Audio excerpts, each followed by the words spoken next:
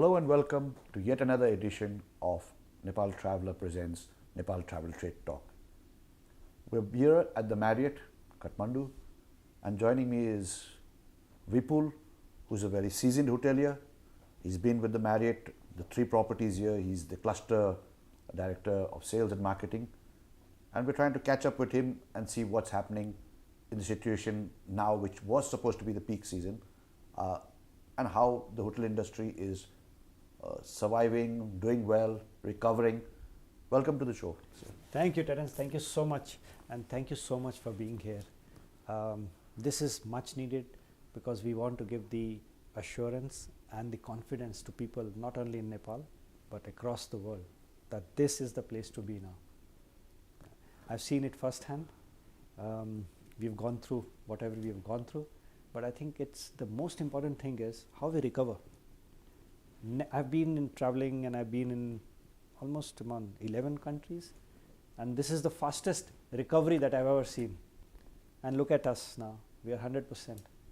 Exactly. And most of the hotels in the city are experiencing 80s and 90s percent occupancy. So the business is back.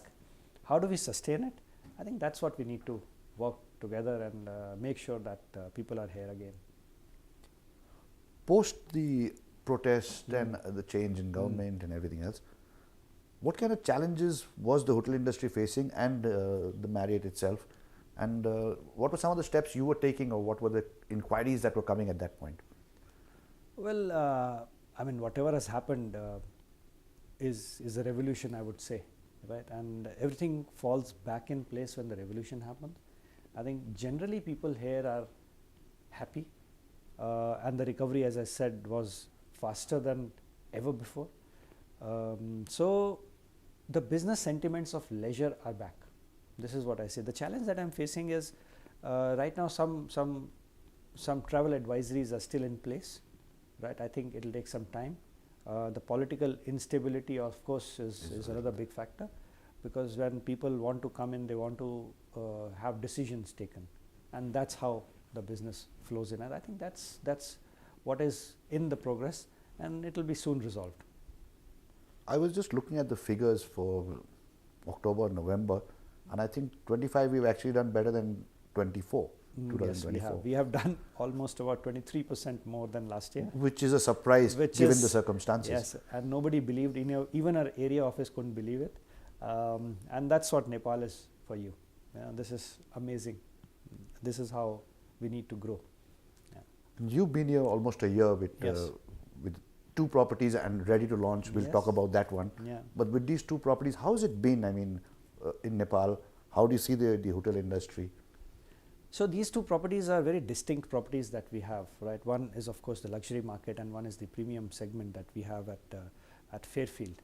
That market is a completely different market, which did not even get affected any time. The only thing that happened was the travelers were less, and so it got affected. Otherwise, in the morning when we wake up, we see the report and it says 60% occupancy. By the evening when we close, it is already 85. So people just come over and book it. The location of that place is amazing. It's right in the heart of Tamil. Heart of Tamil, where everybody wants to be shopping. It's a 24 hours destination. So yeah, that's a complete different ball game. But this hotel, as a Kathmandu Marriott, it is a variety of people who come to the hotel. There are MICE operators, there are leisure travelers, there are corporate travelers, and then there are NGOs and INGOs. So this segmentation actually stops or slows down. It's a little sensitive. It's a sensitive thing. So this you see a variation in this hotel, but that hotel gets steady. It just moves on. We know what to do, and it keeps on going. And what about the Moxy, which is the much awaited, and everyone has been asking it is much awaited, and this year we'll see Moxy in December. Dates right now looks 12th December, but yes, 12th December, mid-December it will open. We want to actually give a gift to the city of Kathmandu for Christmas and New Year, and then take it on with 2026 coming in. So let's see how it pans. I'm very, very hopeful, excited about that.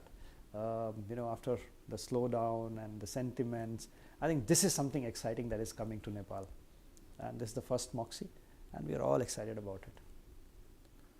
When it comes to the Marriott Kathmandu, yes, it could be a little bit affected because of the MICE and the business segment and everything else. But what are your plans for keeping the business running to maintain that level of revenue or whatever? So we already made a plan while everything was happening in the city. We were going to all the leisure companies. We were going to our partners saying that don't worry. Yes, there has been a decrease in inventory, which is almost 440 rooms in luxury segment. But we assured them that we are all there. We will cater to all the business needs that they have, and that actually brought about a sense of community, saying that yes, we are all in it together, and this is what has gathered people together, and that's how we and the other hotels are doing well, right? I think it's a collective effort that has been there.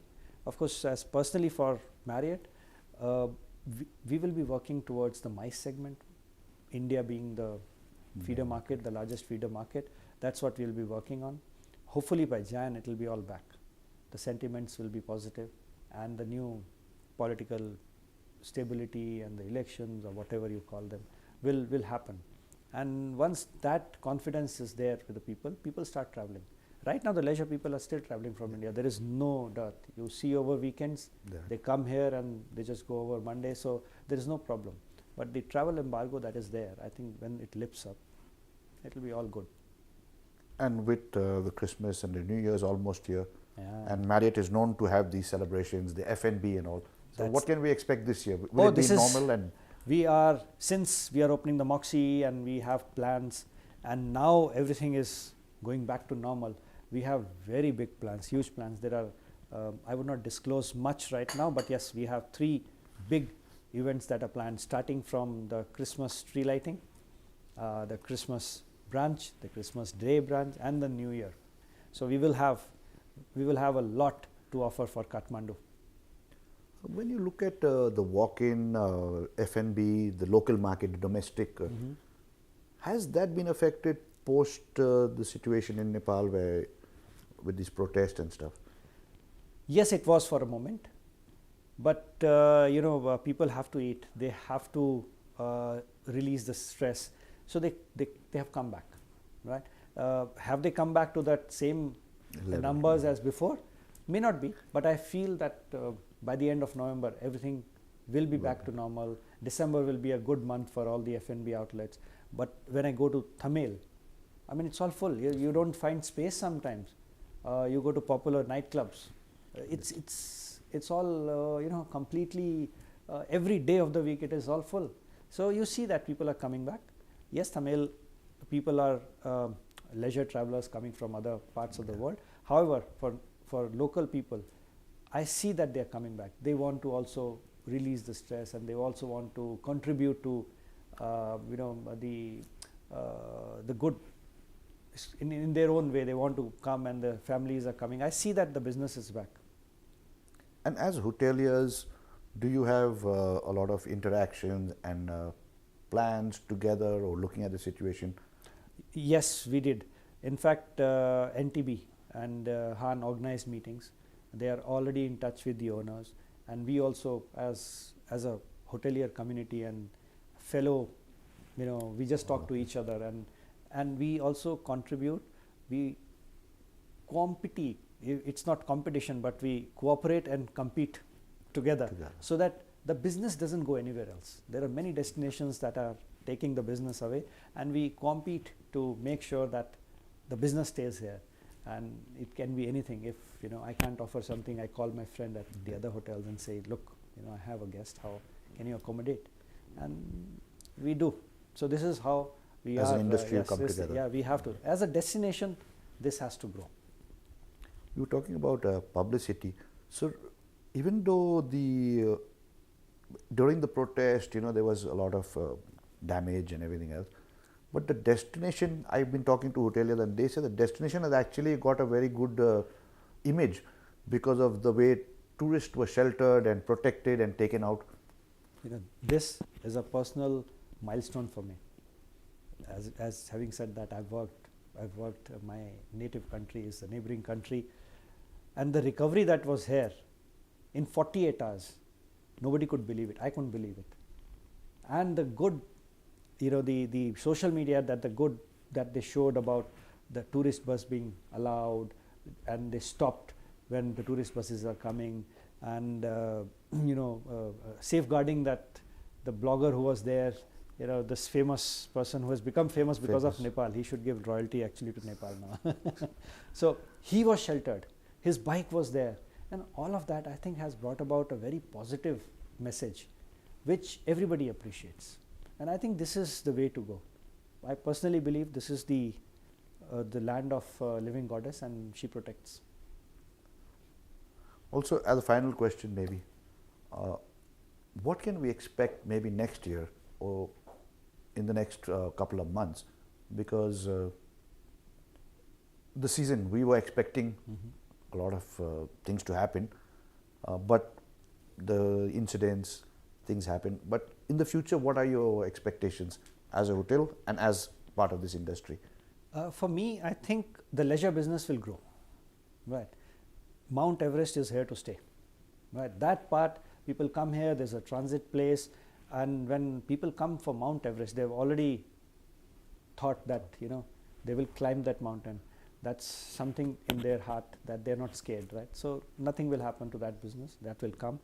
There will be more leisure business this year.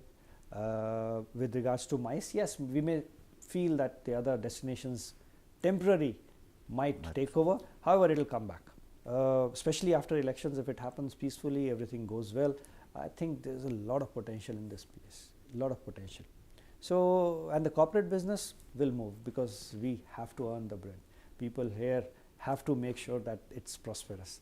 So that will all come back. And when I speak to a lot of corporates and NGOs and INGOs, it's a very positive message that I get. I mean, recently, just to give you an example, recently Nepal as a country was awarded 7.2 billion by the World Bank because of the good work that they've done with carbon offset, right? So that speaks volumes. Now if Nepal has been awarded, they will be traveling here and making sure that that money is distributed evenly, fairly.